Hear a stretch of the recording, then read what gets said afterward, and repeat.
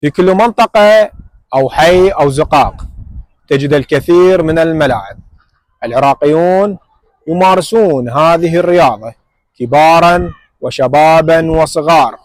تعد كرة القدم هي المتنفس والفرحة الوحيدة لهذا الشعب. مع بداية كل بطولة يتحد العراقيون خلف منتخب الوطن، ومع بداية كل مباراة 40 مليون عراقي يجلس أمام الشاشات يشجع بقوة كأنه في الملعب.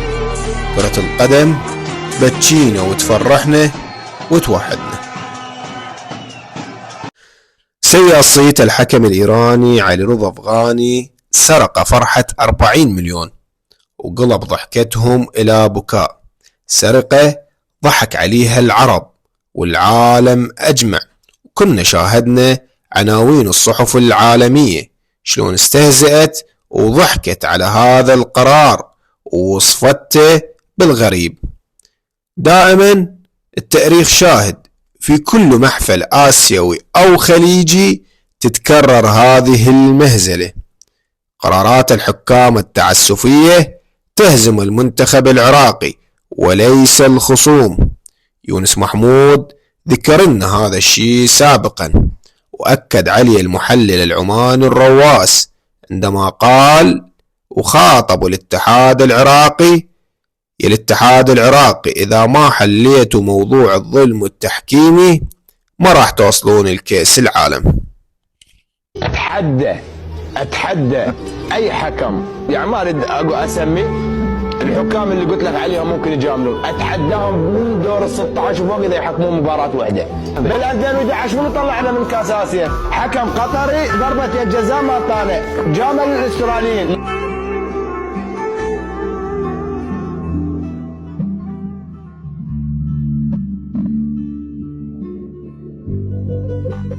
يعني هذا الطريق صحيح؟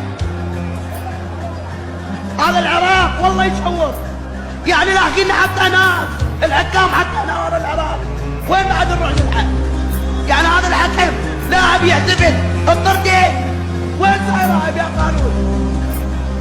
ما صاير هاي ابد. وين الاتحاد؟ وين الفيفا؟ وين رجعت؟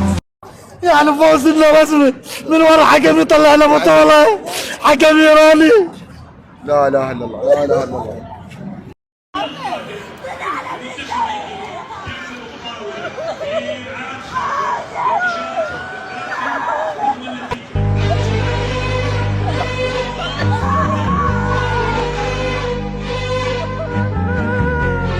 خلاص المنتخب العراقي خارج البطولة كما هو المعتاد بقرار من الحكم. إذن ختاما لهذا الموضوع نطالب الاتحاد العراقي بمنع أي حكم من دول الجوار تحكيم مباراة قادمة للمنتخب الوطني.